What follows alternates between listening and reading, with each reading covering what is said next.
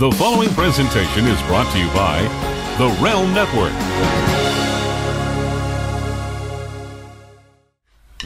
It's right about time again to swerve again, confuse the general fans again. Add another swerve and then... Oh shit! It's Vince Russo! Vince McMahon's best kept secret. I am the Antichrist of professional wrestling! David can't win the world title! I've got a wife, 3 kids at home, and I really don't need this shit. How can this show be so awful, Mr. McMahon? I didn't think it was. Viagra on a pole match. And Hogan, you big bald son of a bitch, kiss my ass! Judy Bagwell on a forklift match. McMahon, the family, the Rock, they screwed us all. Now you're the editor, right? Mankind did it! Jumpy, beat. Goldberg steered Russo out of the cage. I'm from New York. I'll get downright nasty. This is Vince Russo's The Brand. I have a new friend joining us today. He's never been on the show before. I'm familiar with his work, a little familiar about his situation. I'm excited about talking to him. This is an NXT wrestler. This is somebody that came from the Performance Center that I always have a million questions about. I'm very intrigued by this coming from my creative seat.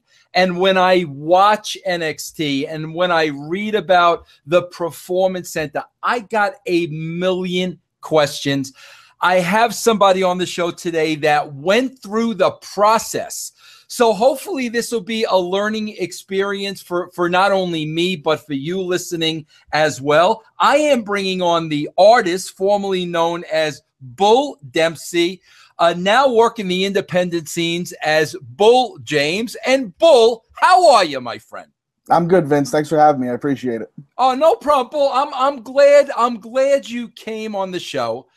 There's a lot I want to talk to you about, but here's the first thing we got to talk about, bro.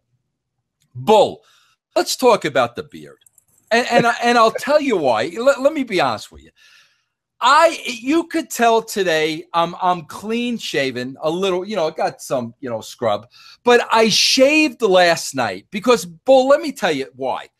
I always say to myself, you know what? I'm gonna let the beard go. I'm just gonna go with the beard. I'm gonna let it go. But I mean, bro, it gets to a certain point, and it's still very lame. There's no length to it, but it gets to the point that I'm like, this thing looks like a train wreck. I look like a God knows what. It's time to shave the beard. So guys like you that are able to keep the thing going. And bro, listen, you got to get food caught up in this thing. I don't know if this thing is a chick magnet. Maybe you can smart me up. Tell me a little bit, Bull, what is it like to kind of have the beard as part of the gimmick? Is it a big pain in the ass? Like you basically say, you know what? I wish this were never a part of the gimmick because now it's too late. Or do you not mind the beard? The beard I don't mind as much as the long hair. The long hair, that upkeep is, I want to cut it every day, but I know it'd probably take away from a lot of what I do in the ring and stuff, so I can't do it. But bro, I'm the same way with the hair because what now, bro? Where do you live, Bull? Right now I'm in Long Island, but I grew up in Greenpoint, Brooklyn. Okay, bro, where are you on Long Island? I'm out east, Suffolk County. Where? But keep going, bro. You're talking to a Suffolk County boy right here. Go ahead. My parents are in Hampton Bays, so now I'm out by them for a little bit. Summertime. I took August off, so I'm kind of vacationing a little bit, hitting the beach and stuff. Bro, I'm the same with you with the hair, especially, this is why I asked, bro, when the humidity starts kicking in on the island, right, bro? It's terrible. Oh, I can't wait to get back to Brooklyn, but I know it's just going to be just as bad, so. Now, Bull, were you born in Brooklyn? Yeah, Greenpoint. Bro, I was born in Brooklyn, bro. How about that? Yep. Yeah, always find each other, right? Yeah, I'm the same way. When the humidity kicks in with the hair, I immediately say, "Screw it!" I go get the $8, buzz cut, and I'm done with it. Super cuts. Yeah, Supercuts, $8. But bro, the beard, you're cool with the beard. I mean, don't you get crap in? Like, what do the girls think about the beard's over with the women? I think so. So far, I don't get any complaints, so I think it's all right. Now, bro, did you grow up in Brooklyn or Long Island? In Brooklyn. Okay, so is that what now, bro? You had to make bro. I didn't know any of this going in, Bull. Bull, very limited information on you on Wikipedia, bro. That's why I gotta find this out, bro. If you're listen, I know you had your first match about 17, right? Yeah, correct. Okay, now you're telling me you're born in Brooklyn, you're raised in Brooklyn, right? Right. You had to find your way through Johnny Rods's, right? No, I actually went to Gino Caruso's school in New Jersey. Now explain that to me, bro. I went to Rods's school. I was at Rods's school when a bunch of the ECW guys were there because I just wanted to learn the ins and the outs of the business. So how did you wind up going to Jersey and not going right in your backyard to wrestling school? So I was working at IBM, like a little entry-level job during high school, and the guy in the loading dock was doing an independent show. It was his first show, and he was trying to sell tickets and everything. So I said, all right, I'll go check it out. And it was in upstate New York in Rockland County. So I went to the show, checked it out, and I was like, I can do this better than half of these guys here, and I've never even been trained before, in my head. So then I told him, I said, I want to start, I want to sign up, I want to go, and then he got me started up. Now, Bull, are you a big guy at 17 years old? No, I was shorter than I am now, and I was more chubby than I had muscle on me. But I was also playing football, playing basketball, playing baseball. I was athletic. Yeah. So you grew up the guy watching wrestling, and you kind of got the itch for it and thought, you know what, I might be able to do this. Yeah, I mean, from when I was maybe 7, I was saying to myself, I'm going to do that one day. My mom still has schoolwork that I did back then, saying I'm going to be a WWE champion. Now, who were the guys that you're looking up to back in those days? The guys that I really fell in love with was probably Austin. Was really the first one where I was like, obviously Hogan before that, but I was a little too young to really remember much of that. I remember growing up in the Austin era, the Attitude era and stuff, and really just going nuts for those guys. Now, Paul, I'm always so interested in wrestlers, and I'll tell you why, bro. Listen, we're in the business. We know, we understand. It really takes a special person to make it in the wrestling business. And man, I got to tell you, a lot of people, they go in full bore and there's never a plan B. So if they don't succeed in wrestling, a lot of times, these people wind up settling for another job, doing something they really don't want to do because, the reality of the situation is wrestling is a business. There's only so few spots. A lot of it really doesn't depend on how good you are. There's a lot of chance, a lot of politics involved. Now, even though, Bull, this was your dream, was there a plan B or was it wrestling or bust? So at first there was a plan B. I went to community college for maybe a year and a half, but you get caught up. What community college, bro? Rockland Community College. Okay, go ahead. And the Savoldis had come back and started running again up in Maine, and I was going making trips with them. And at 17, 18 years old, you're sitting in a hotel room Saturday morning and you see yourself on TV doing your thing. It's kind of like, wow, this is cool. So I kept going back and doing trips for them. Meanwhile, a week-long trip is a week of classes that I'm missing, and you're only allowed to miss a certain amount. So I remember being at my sister's house on Christmas Eve and talking to my brother, and he told me, you can always go back to school, but if you really want to make a run at this thing, age is never on your side with sports or athletics or anything. So make a decision, do what you got to do. So I had to talk to my parents. I said, look, you guys are laying out money that we really don't have for me to go to community college. I'm blowing it. Let me go and try this. And at least if it doesn't work out, I can always go back to school, but at least I'm not wasting your money and you're just paying for me to not even show up to this place. Now, Bull, is this your older brother? Yeah. Bro, not for nothing. I don't know if this is the best advice in the world, the guy giving you, drop out of college and follow wrestling. I mean, not for anything, bro. But I guess in your case, here you are, bro. Started at 17. I think you're about 28 years now. 11 years later, still going strong. Haven't really even reached your peak yet. So, bro, you've made money in the business for 11 years. I guess it hasn't worked out too badly for you. Yeah, and I mean, as well as anybody else, especially as a guy from Brooklyn, do you see people in the neighborhood and they never get out of the neighborhood? Right. So that was the biggest thing for me was, do you just have a dream and never follow it, or do you just keep being a guy? So I said, no, I'm gonna follow it. But let me ask you this now, bro. Because now you're in the business. You've been making money for 11 years. God willing, health wise and everything, you got a lot of years left. But are you ever worried about, Bull, like when I physically wrestle my last match and I'm not going to be able to go into the ring and do what I do? And as I said, you're a young kid, but you're going to get to that point. Do you ever start thinking about that now and start putting a plan in place of what you may be able to fall back into once that career is over?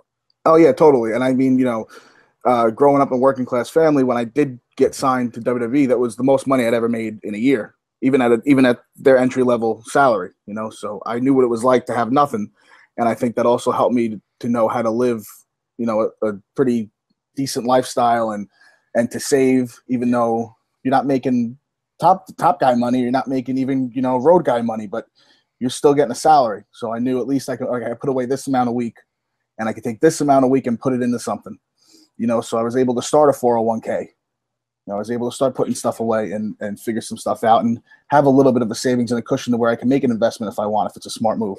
Good for you. I'm grateful for that. Because, Bull, I tell everybody this all the time. I mean, everybody, and this, bro, like every day in wrestling could be your last day. That's how the wrestling business is. And that's why while you're in it, bro, you got to save every dime you possibly can. Because, bro, listen, unless you're in the top 3, there's no security in the wrestling business. No, never. Yeah. You've seen it, I'm sure. How many times? Oh, bro, I have. Trust me. All right, Bull, let me ask you this now. So, bro, you start at 17. You start with the Savoldis out there on the East Coast. Who sees you, and how does that parlay into a WWE contract and an opportunity at NXT? Well, it took a long time, but the first guy to really ever take me under his wing was a guy by the name of the Kodiak Bear, who I'm sure you remember. Yes, I do. He gave me my first pair of wrestling boots. He took me under his wing. He helped me out a lot. Guys like Judas Young and Danny Inferno were around, and Inferno had just come back from Deep South, so he was kind of passing on the knowledge that he learned during his developmental time. And then from there, guys like Crowbar, Danny Doring, they all took me under their wing. And then I had a chance encounter with working some shows with Matt Bourne. And he was a guy who really he went really out of his way to help me out and teach me a lot of stuff about wrestling. Well, let me stop you right there. Bro, listen, you got to understand, I got like ADD and I'm very old. So if I don't ask you the question on the spot, I forget about it. Okay? No problem. Let me stop you right there, bro. Why do you think all these bro, these are great names, especially from the island. I know them all. What do you think it was about you that they were drawn to you and they wanted to help you? Was it talent? Was it heart? Was it look? What do you think it was? I think it was a mix of everything. And one of the main reasons that I wanted to go to Gino's school was it was open 4 days a week. And I had 4 chances to train a week. And I didn't miss a single thing, a single day, ever, my whole time training there. So guys would just see me every day, be the first one there, last to leave, clean the place up, do the right thing. And I think it just kind of, even as I moved out of that school and started just getting bookings and going around, I still kept that work ethic and that respect. I think it was really just my respect for the business helped. Yeah, and your obviously your commitment to the business. Yeah, I think it's just totally just a full package thing of, guys just got to know me. They realized that I wasn't, one of these bullshit artists that's out there, and I was actually trying to do good. And Bull, you may have been that last generation that understood what hard work and commitment is. I work with a lot of guys maybe a little younger than you. I'll put them to that 22 to 25-year-old category. And all of a sudden, like I felt anyway, a sense of entitlement. Absolutely. Yeah, like the old school like that, me way before you, but you seem to be like the last of the Mohicans where it was the hard work, the paying the dues, nothing getting handed to you. Whereas today, for some reason, I think with this younger crowd, there's a sense of entitlement. Now, you worked with these younger guys. Did you see a difference, or is that just the old grizzled vet talking? Maybe at first I didn't see it too much. Maybe I knew that I didn't like how certain guys acted, but I didn't know why. And after Matt Bourne took me under his wing was when Taz opened up his finishing school, and that's when I got hooked up with him and started training there. And he was the one that really started. He wouldn't, not so much about the guys there, but about the generation of guys that were coming up being entitled, and that's when it really kind of put what it was in my head. Like, okay, it's entitlement. That's what it is. And then I could put my finger on it, and then started to really recognize like what was going on with some of these younger guys. Let me ask you, God, bro, you're the perfect guy to ask this question to. Because I've been trying, Bull, to find out this question for years. And you were right there, bro. Like you were sitting on the equator. Why? My question is why? What happened in the wrestling business that we went from the Bull Dempseys to the guys that were entitled and didn't want to put the time in and wanted stuff handed to them, wanted stuff to become a lot quicker? What happened, bro? Because it seemed like overnight the mentality of becoming a professional wrestler just changed. And I'm forever sitting here saying, how did this happen? Because I saw it happen, bro. So you a guy being right on the cusp. Bull, what do you think happened? I think if you talk to a Taz or a Mikey Whipwreck or a Dreamer or a Bubba. Do I have to talk to Taz? I'll talk to Bubba and Dreamer and a Whipwreck, but Taz, do I really got to talk to Taz? Could I have this conversation without talking to Taz? I mean, you can if you want. I enjoy talking to him, but all right, go ahead. I do too. I love the guy to death, but go ahead. He's helped me out immensely, and I always got time for him. He's the best. Go ahead. And but I think the problem is when those guys were running House of Hardcore, training guys, or even when Bill DeMott was at Johnny Rod's, there were people being weeded out, and now everybody's allowed in. Why, bro? Why? I would have to think, Bull. The same amount of people want to be professional wrestlers in 2016 that wanted to be wrestlers in 2006. So I can't believe that the supply isn't there. So why? I think what it comes down to is there's people opening up schools that shouldn't be opening up schools because they were weeded out of somewhere else. And then they become like basically the Make-A-Wish Foundation for people who really shouldn't be in the business to be allowed in the business.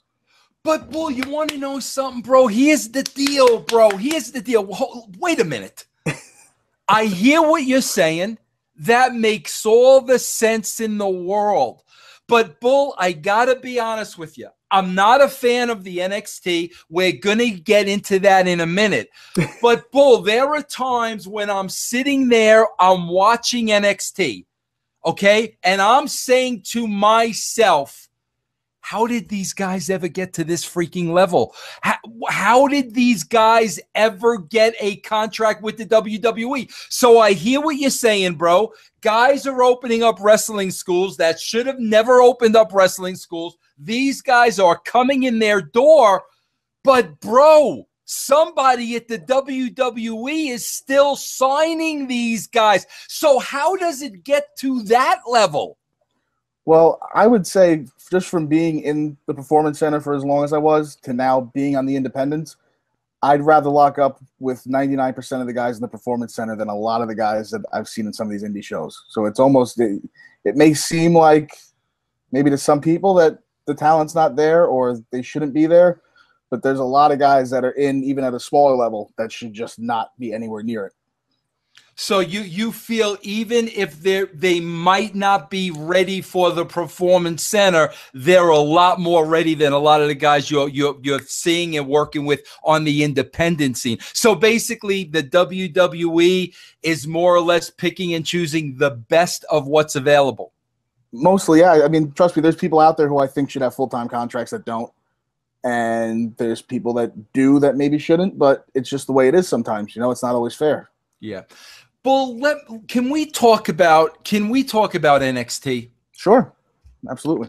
And I'm going to be brutally honest with you. But, bro, so many people, no, especially the internet wrestling community, and that's the world I live in.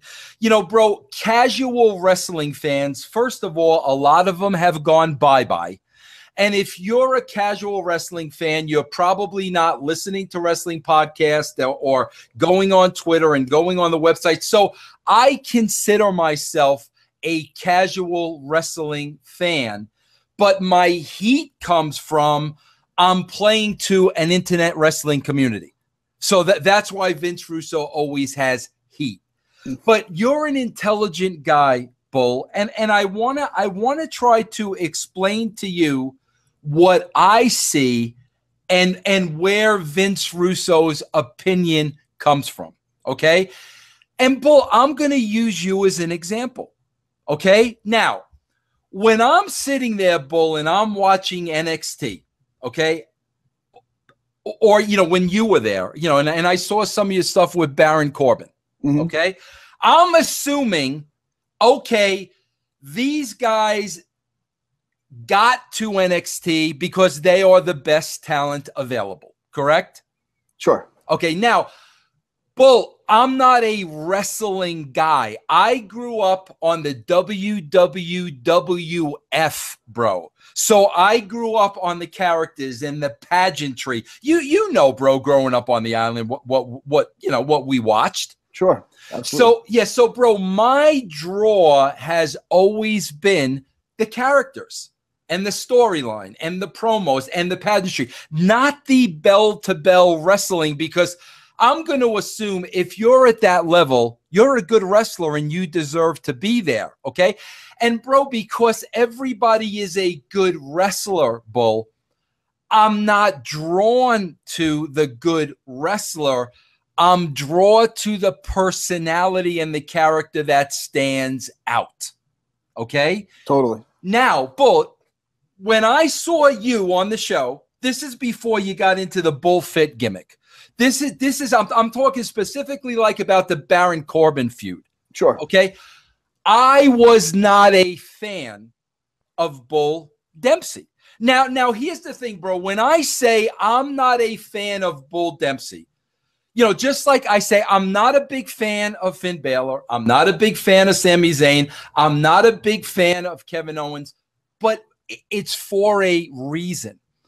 When I'm looking at Bull Dempsey on my TV and I'm looking at it for the character and the storyline, because I think that's what all casual fans look for, and there is a lack of character, okay? Now, in the seat that I sat in, when I look at Bull Dempsey and I'm like, you know what? I'm not a fan of this guy. To me, that fall lies on the creative. Sure. Because that is what I did. And, bro, I know while you guys are training and you guys are busting your ass to get there, you're not trained actors. You're not coming from a creative background. You are wrestlers. Therefore, you need the other side of that equation to live up to your talent in the ring.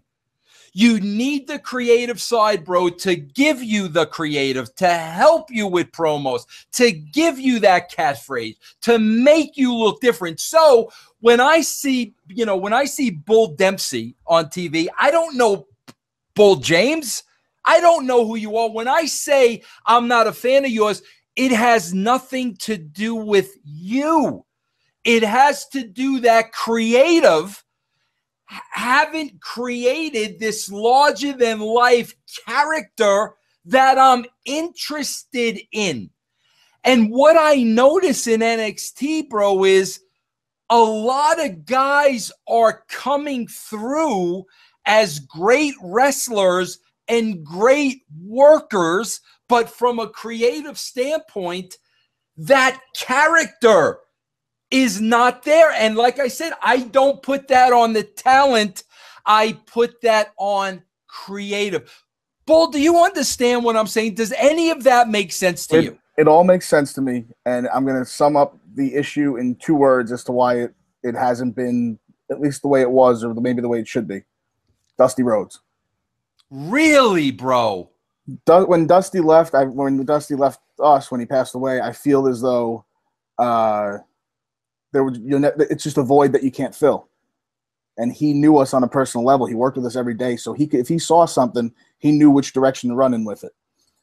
And then I think once it gets in the hands of other people, and then there's so many people behind the scenes working, and everybody's got an opinion, everybody's got an idea that gets listened to, and then all of a sudden everything, what it initially was, and something that was pure and that would work, and we get over. Adam Rose, perfect example. When it gets far away from where it was supposed to be and where it was created and where the creative should have been for it, it falls flat on its face. And like you said, it's no fault of the talent. It's just that's why I get so much heat when I say I'm not a fan of Finn Balor. Okay, first of all, I don't know the guy, so it's not personal. When I see the special entrance, I'm like, holy crap! But the 4 times in between, he just looks like a regular guy to me. But Bull, I have to ask you this, bro. I want to get in your head a little bit, okay? And bro, yeah, I work with Dusty. Trust me, I got you. I feel you. I understand 100%. But Bull, when you're in the going through the training there at NXT, Dusty passes away. All of a sudden, there's this gap. Now, Bull, bro, I got one chance to make this. Like, this is my opportunity. I am here. But all of a sudden, bro, you're seeing a gaping hole on the creative side, and no matter how well you are in the ring, you're seeing this creative side missing.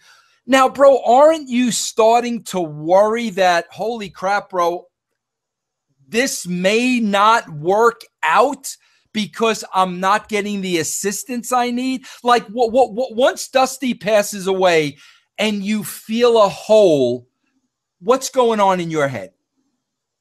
I think where we were at, we were starting to develop the bullshit thing at that point, and it was starting to work, especially like on the live events. We hadn't really put it on TV yet, and I think the concern was more for the people that hadn't been around Dusty a lot, because they weren't going to get that guidance.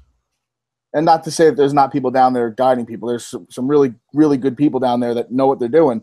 But just Dusty had a way about it where he could just see the littlest thing and turn the volume up on it and then make that person a star. It was unreal. And I think that just not having that for those younger guys just took away so much from how good that place was for a long time. Yeah. Not that it's not good now, but it was just he just made it special. Bro, there's never going to be another Dusty. No. I mean, let's forget it. I mean, bro, please, there's never going to be another Dusty. So I totally get that. But Bull, does a time come where like you kind of see the writing on the wall? Like, bro, I had Adam Rose on the show, and he said something to me that I can't believe, because it was not this way when I worked at the WWE. Bro, when we wrote the television at the WWE, it was an even playing field. And the more and more and more a wrestler got themselves over, we went with them and gave them more and gave them more. Yeah, there was no ceiling. Bro, Steve Austin was never supposed to go to that level. Well, never. So it's funny you say that, because like we would always, just talk shop in the car or like in the locker room and stuff. And I would always look back at the Attitude Era and say there wasn't one person on that show that wasn't over. And now all of a sudden it's, hey, you're going to get over, but only as much as we want you to. But see, Bull, that's what Adam Rose said that to me. He said exactly that. He says, when you go down to NXT, you're already slotted for a spot. Yeah. And you're going to stay in that spot. Like, bro, I've just been noticing on TV, and I hate it. And this is why I hate it, bro. I hate it for you guys. Okay? Bro, I saw the Vaudevillians down at NXT. I love the entrance. They got the gimmick down, the whole 9 yards. They go up to the WWE, and I'm watching them, and all of a sudden, bro, within 4 weeks, somebody makes the decision, okay, these are going to be the jobber guys. We're not going to give them a push. We're not going to give them material. These are going to be the jobber guys. And I'm sitting here and I'm saying these guys get into the wrestling business. Everybody's got the dream of being the top guy. How can you put them in a slot that they're going to stay in and they don't have the ability to reach the top of the card? And I got to tell you something, Bull. I don't understand the psychology behind that. Why would I take somebody like you with all the potential in the world, have you slotted for a position on the card and not see how far you can go? Like, I don't understand that. Do you understand that psychology at all? Not one bit. And it's funny because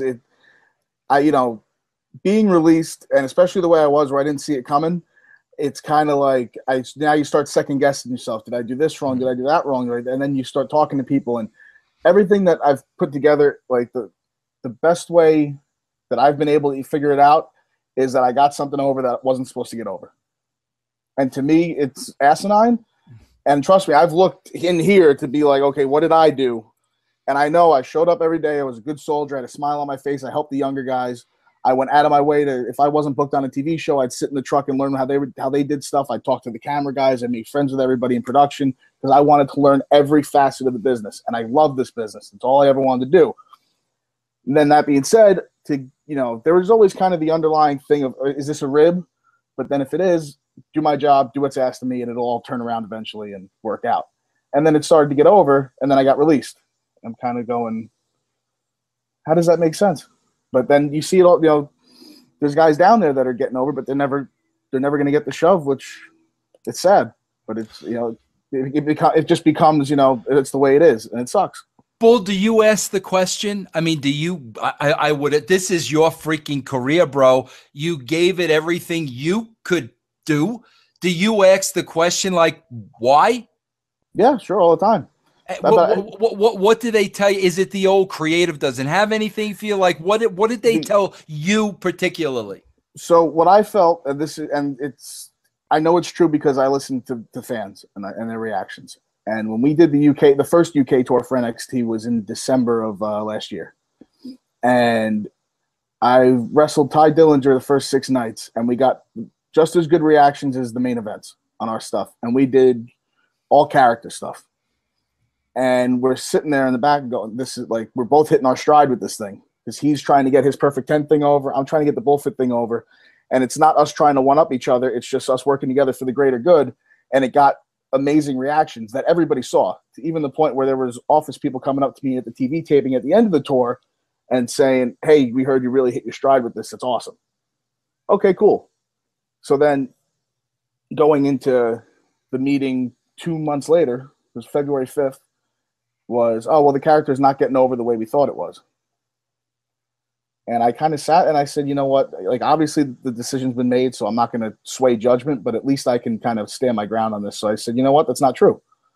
So you guys were in the UK. You heard the reactions. You guys saw this stuff was getting over. It's not true. And then the response to that was, what the hell was it? It was, well, it's not if it's your fault or it's our fault. It's just a decision that's been made. I said, okay, fair enough. So what do I have to do to keep the door open? There was a small discussion, and then that was it. I left on good terms. The door was left open, so it is what it is. But Bull, you know what it is with me? Like, bro, I get accused all the time, of, as I said, the internet wrestling community. I'm a bitter old man. I hear it all. Bro, I don't say any of this as a knock to the WWE. From where I sit, I'm constantly trying to figure out their train of thought, because as a former booker of that company for 5 years, it doesn't make any sense to me. Like, Bull, this is how it worked with us. When I was working with Ed Ferrara, when I was working with Just Vince, JR is talent relations. JR gives me the roster. Now, in my opinion, I'm looking at a roster and every name on this roster they made it to the big time. They did it.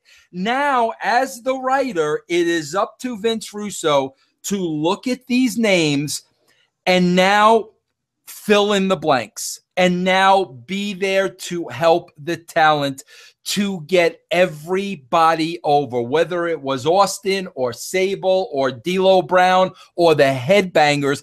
The psychology, Bull, is the more people you get over, the more people are going to come and watch your show. Like, okay, bro, maybe I wasn't an Austin guy, but I was a Rock guy. Or maybe I wasn't a Rock guy, but I was a Mick Foley guy. Like that's the whole idea, to have this roster and make people want to pay to see every person on this roster. The more people over, the more money everybody made.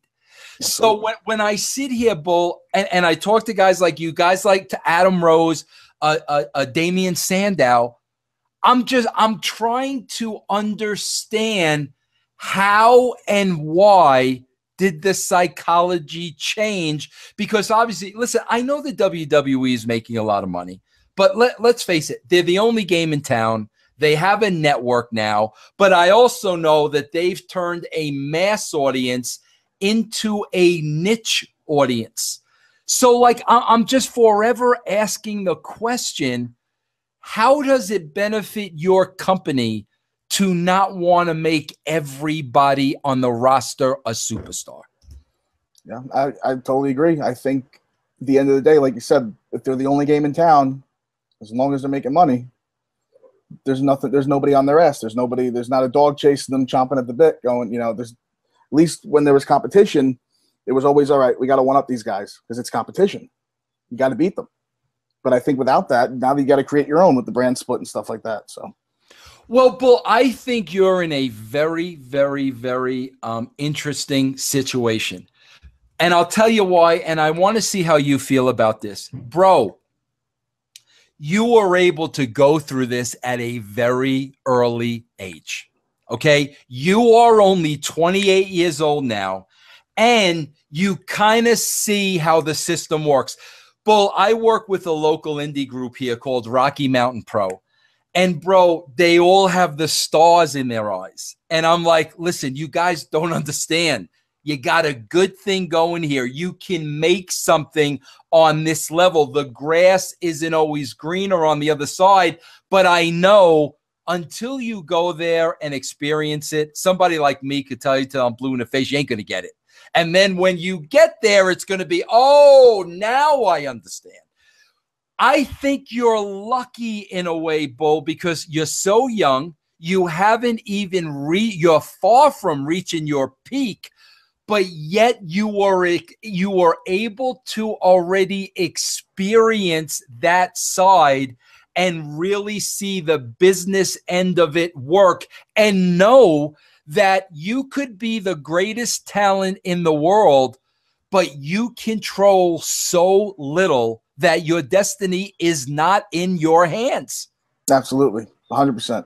And it's funny, like the thing I've been saying since I got let go is it's kind of a take on Roddy Piper's old line, but they've kind of armed me with a machine gun to go into a knife fight because I've learned things there that nobody else is going to pick up anywhere else but in that company.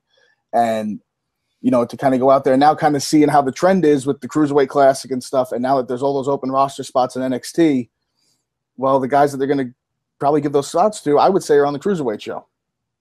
So now if those guys fill in those spots, and now that's just, it's just cyclical. It's the way it works, right? So those guys get taken away from the indies. There's really not a lot of guys like it used to be where it'd be, okay, we're going to bring up these guys and let go of these guys. There's not a lot of turnover because of the brand split. So I'm saying, hey, sign all these guys because when it comes to independent wrestling where I'm now making my living, that's less competition for me. Well, I got to tell you something, bro. This is what I'm afraid of.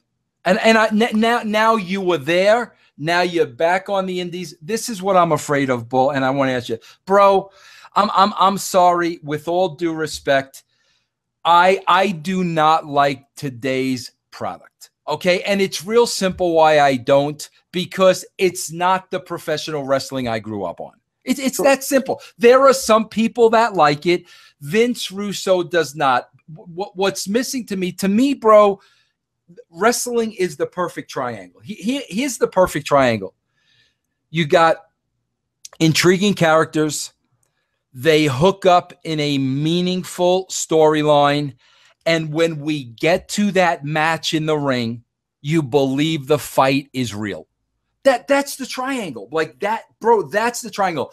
I don't think any of those arms are working today. Not any of them. And to me, the thing, no characters, no storylines, all right. But, bro, when there's no psychology in wrestling matches, to me, it's not wrestling anymore. When nobody's selling, when there's no drama, and it's a spot fest. Well, I always say this. I don't think I would have such an issue with it if they called it something else. Well, I think it goes back to that entitlement too, because I've noticed this a lot, especially on an independent level. I was always taught, the way I was brought up in that old school way, was the art form of our business is to make it look like you are killing somebody without even touching them. And that's the work. That's the work. Yes. And now I see these independent guys. I've seen, it's not just independent guys, but that's where a lot of it's coming from. Everybody's throwing around this word art now, that wrestling is art. It's an art form. No, there's an art form to it, but don't use the word art as a crutch to do something stupid or something that's going to, in as a whole, hurt what we do. And there's just so many guys doing stupid things. It's not good for business. Bull, you know what I think is part of this too, bro? I think when you talk about some of the guys that trained you, when I think of Bill DeMott, when I think of guys like Taz, bro, Dream is probably the greatest example. As much as you guys loved wrestling, and this is what you wanted to do, bro, old school guys also knew this is a business. As much as we love this, we need to make money from this. And, Bull, here's the part that boggles my mind. If you're looking at this as a business and you know what you put your body through every time you have a match, bro, you know a wrestler's shelf life is very short. You have a short amount of time to make money in the wrestling business. And that's what I always try to tell the guys from where I work. The more of a character you have, and the more you can get your personality over, the less you have to work in the ring. So Absolutely. You'll be able to make money into your 40s, into 45, maybe into 50.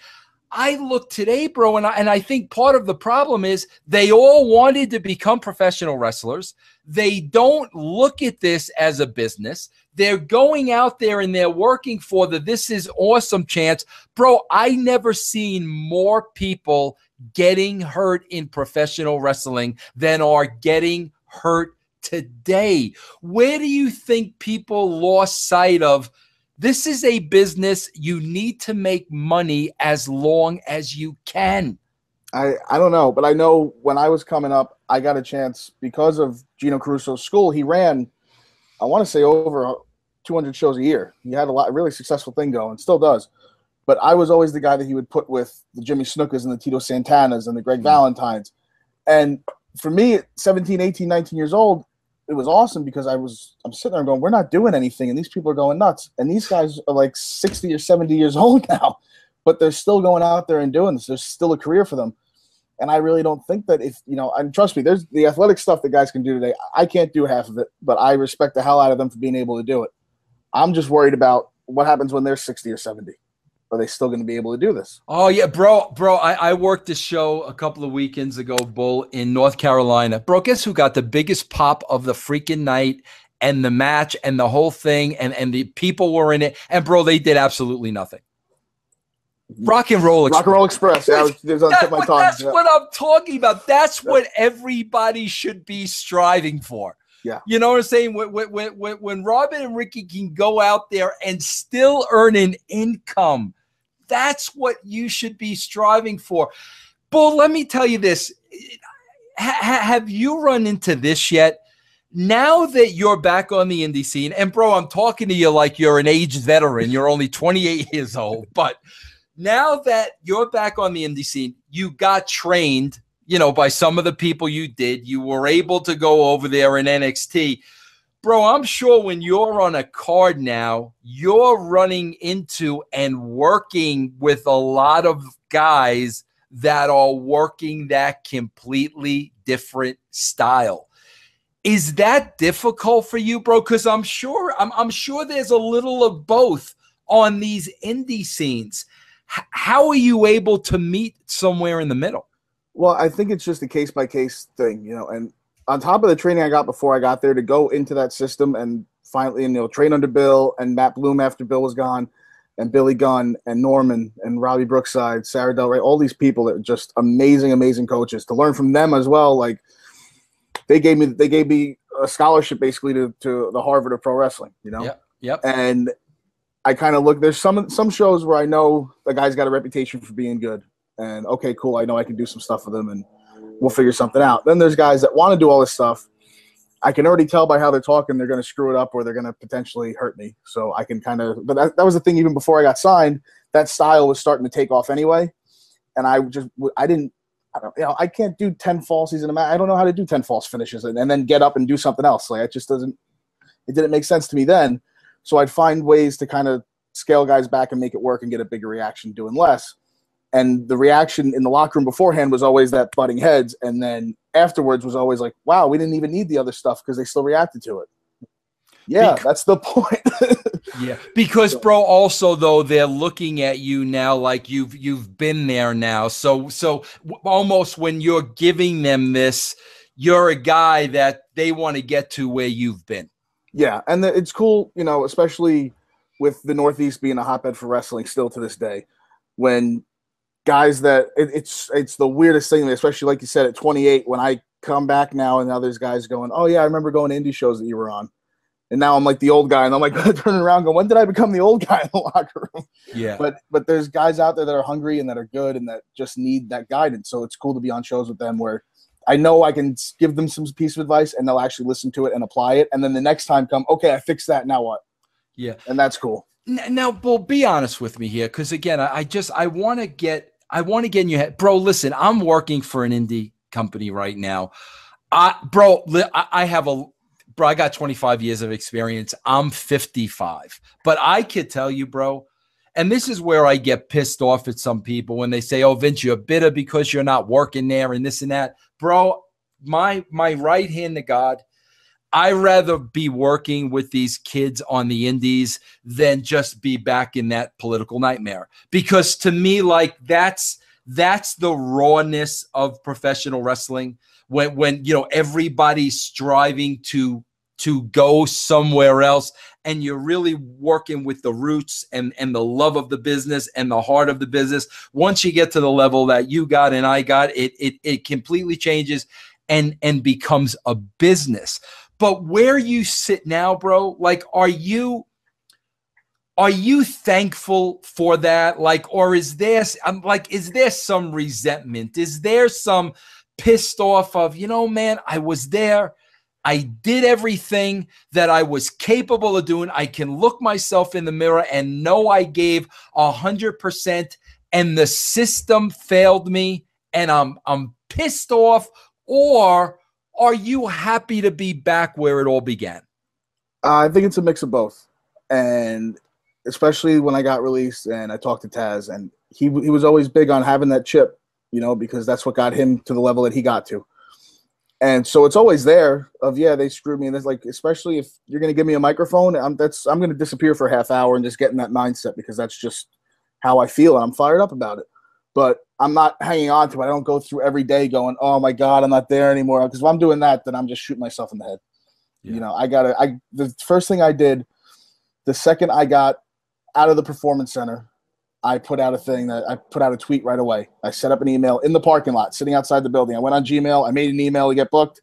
I put out a tweet, and I was like, just go forward. Because the second I sit here and I start crying about it, or I go in this parking lot and I get pissed, and then I go home and I start drinking myself to death or doing something else even worse, there's no point to it.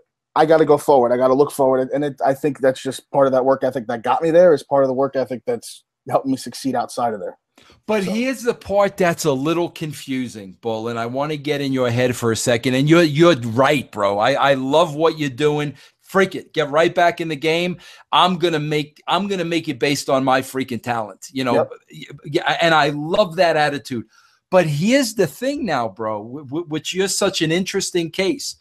You're only 28 years old.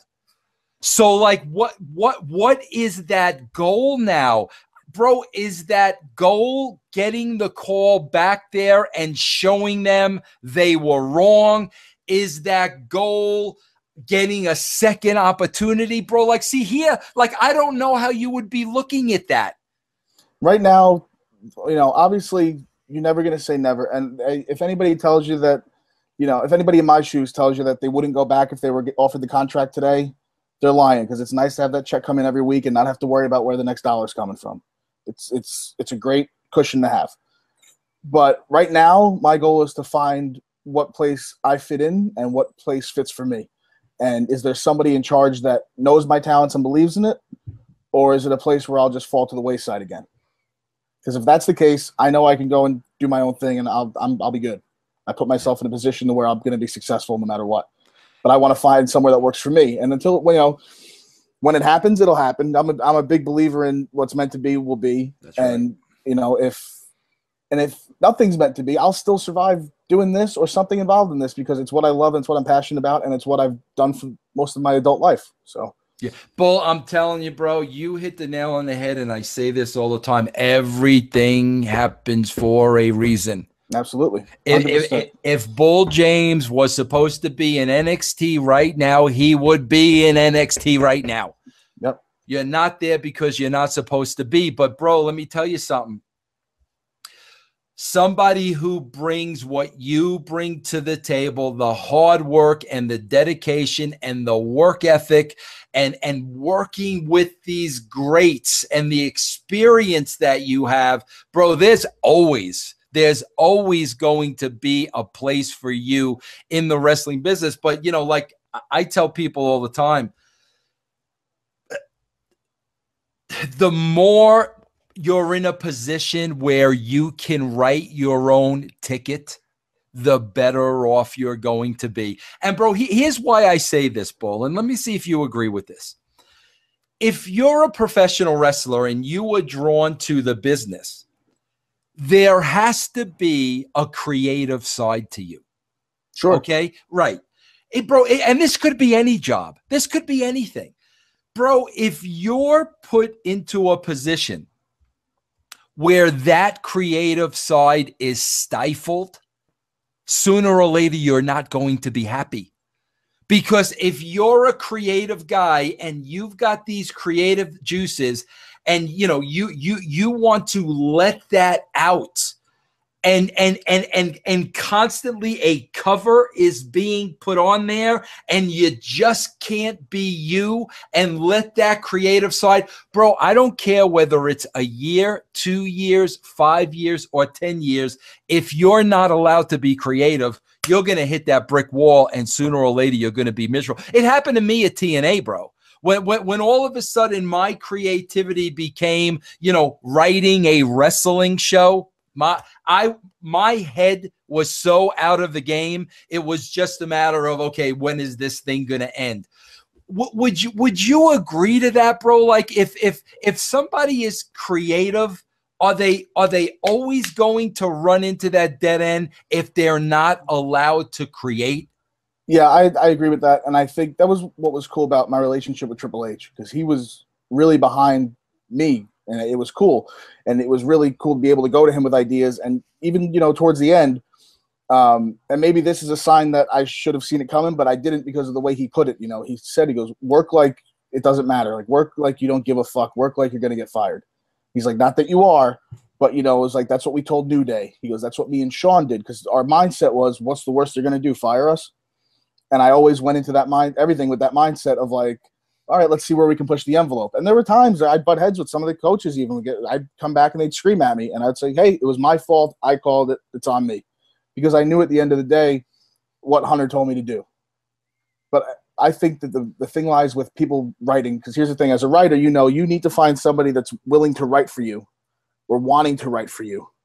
And I feel like there were people that just thought that, okay, Hunter had this vision for this guy, but we don't know what the hell it is, and we're afraid to ask. God, bro, that's so I can see that. And for a guy like you, it's so hard to be in that freaking spot, bro. Well, the thing I got the best feedback from as far as the people was the stuff I was doing with Regal, the vignettes where I was trying to break the candy machines. And yeah, like, you know, there was feedback, there was backlash from people saying, oh, they're fat shaming and whatever. Like, it's stupid. But I remember Regal specifically going to the writers and saying, I think I found my new Eugene or my new Tajiri. Like, let's run with this. And I'm sitting there going, yes, because, like, we're both, me and him and Robbie Brookside are all big Laurel and Hardy fans. And, you know, I grew up on, besides Laurel and Hardy, the Honeymooners, and, you know, every New Year's Day and the Abbott and Costello. So, like, that's my stuff. I could, like, let's run with that. And I got really excited when I heard him say it, because I said, this is awesome. This is going to get me called up. This is going to be awesome. And this is going to be something we could run with for forever. And nobody ever pulled the trigger on it. So it's just one of those things. Are they afraid to speak up, or are they afraid that someone's not going to like the idea? I don't know. Bull, could it be? I'm just throwing this out there, bro, because, man, again, I'm talking from the seat of a writer. And I know, bro, I hear exactly what you say. When something clicks, you know it, and now it's off to the races. I understand that, bro. Bro, I'll never forget. Bro, I was there at King of the Ring when he said, you know, Austin 3:16, and I'm like, that's it. You know, that's it. I was there when Rock spoke in the third person, and I'm like, that's it. Like, you just know, as a writer, you know, and now you run with it. Now, bro, I'm not mentioning any names. I don't know who these people are. That's not important. But if you're seeing this and the writers are seeing the same thing, bro, could it be a matter of not being qualified? I think it could be. I think it could be also, it just could be eggshells. And I think that's the biggest thing. I did find that one of the writers wanted to write for me. And we started coming up with, he would come to the Performance Center. It was down there almost every week towards the end of my run there. And he was going, okay, you know, what are we going to build to? Let's discuss it. We would just shoot ideas, you know, for half hour at a time. And then when I got released, I think 2 weeks later, the head writer of NXT was replaced by that writer. So it was a matter, and in my head, I'm going, it's a matter of 2 weeks where that could have been the turnaround for me. But again, it's something I can't get caught up on because I just got to go forward. You can't control that, bro. It's out of my hands. You can't control that. Bro, I tell people this all the time. You can only control the time allotted that you're given. That's it. There's absolutely nothing else you can control on a wrestling show. Yep. And at the end of the day, I know that, again, I can look myself in the mirror. Yep. I didn't change, never became a stooge. I never became a political guy. I just did my thing. I worked my ass off. I set a good example for the guys that came after me. And to still be in touch with some of those guys at the Performance Center and have them, before they debut on Raw or SmackDown or before their first WrestleMania match, shoot me a text and say thanks. Like, that's cool. Yeah. I'll always have that. That's something nobody can take away from me. Now, Bull, you're not Italian, are you? I'm half Italian, half Irish. I thought so, because I'm sitting here saying that. So your mom's Italian. Yep. See, I'm sitting here. Because what's your real last name again? Smith. Yeah, I'm like, Smith, my backside. There's no way. What's your mother's maiden name? Minucci. Minucci, look. Here's why I say this, Bull. Bull, you're not a married man, are you? Nope. And you have no kids? No, sir. But one day you plan to, right? Yeah, absolutely. And, Bull, that's the most important thing, what you said, bro. One day you're going to be a father, and those kids got to look at their old man in the eye. And you'll know, I was the blue-collar guy. I went to work. I busted my ass. I did it the right way. I did everything I was supposed to do. I'm proud of what I did. I want my kids to follow in my footsteps. And the reason I'm not there is out of my control. I couldn't control it. But at the end of the day, I can set an example for my own children. Bro, that's all that matters at the end of the day. Yeah, absolutely. And the fact that I don't have kids, I still, a lot of these public schools in Brooklyn now, it's either from my neighborhood or, family members that are teachers there now. I've been going and doing career days, and it's cool. It's fun because I get to show these kids like, hey, and I ask them all the time. I said, I'm sure everybody here wants to play for the Yankees. Everybody here wants to do something. And I asked them, I go, how many of you have been told no before? And almost all of them raised their hand. And I say, okay, a lot of people told me I was nuts and I wouldn't do what I did. And then I could play NXT from the Barclays Center in front of 18,000 people in my hometown with my parents sitting in the front row and go, yeah, well, I did that because I didn't let somebody tell me I couldn't. And so to be able to give it back to those kids, it's really, really cool. And you see, bro, if you didn't have that experience, you wouldn't be able to do that. And if I didn't get released, I wouldn't be able to go. There you go, bro. Good for you. Bro, I got to ask you a question now because you got me with the Italian thing. So, bro, I can assume your mother wears the pants in the family? I'm trying to see who's around right. Well, Bull, listen, bro, I'm glad you came on. I'm glad we got to talk. I'm glad we had this discussion. Bro, there's always the thing with the Long Island, and especially now I know you're half Italian. We're always going to have that bonding connection. Bro, tell everybody, listen, I'm on podcast 1. I got a nice audience, bro. Tell everybody where they could follow you, where they could book you now. Give them all that information. Well, before I do that, I do want to touch on one thing because we're talking about, using our experiences for better good, right? And I noticed in the wake of the Orlando shooting, there wasn't much press besides from maybe the stage being filled on Raw and stuff. So I kind of said, well, Orlando is the home base of NXT. Without everything that NXT did for me, I wouldn't be able to have the career and living that I'm making now. So one of the wrestlers out here who is openly gay is running an all-gay wrestling event. Bro, what's it? Oh, give me his name's escaping me. What is it? Rick Cataldo. I'm on board with him, bro. Yeah. He's going to come on the show. I'm going to help him promote that. But go ahead, bro. Go ahead. So with I've kind of went back to I threw in a mix of Bruiser Brody and a bunch of other guys with the new ring gear I've been wearing. But what I did is talk to my guy, and he's going to make me pretty much an all rainbowed out version of that. So it's going to look absolutely outrageous, but it's going to fit the bill of what this is. And I volunteered to work the show for free. I'm going to take that gear when I'm done with it, sign it, auction it, and that money's going to go towards One Orlando. The second I heard about it, I knew I had to do something because I've been wanting to do something for the Orlando shooting. I just wanted the right platform, and when he said that, I said it writes itself. So it's absolutely. I want to jump on board. Absolutely. So, bro, what else? Where can we book you? What's your social media? Do you got a website? Give me all that stuff. Twitter account is @RealBullJames. Instagram is @TheBullJames, and you can book me at bookbulldempsey@gmail.com. And I've recently set up a Big Cartel merchandise store, which is bulljames.bigcartel.com. Well, Bull, man, listen, I want to thank you for coming on the show and giving us a little insight to all that. I think what you're doing with Rick Cataldo is great. I'm on board with this. I told Rick he's going to come on the show. We're going to talk about it. One more time, bro, give the booking address for those listening that want to book you for their shows. It is bookbulldempsey@gmail.com. It's right about time again to swerve again, confuse the general fans again. Add another swerve and then put it on a pole again. Put it on a pole again. Put it on the pole again. And our square to quad is gonna get emotional as I wait to overbook the damn cards.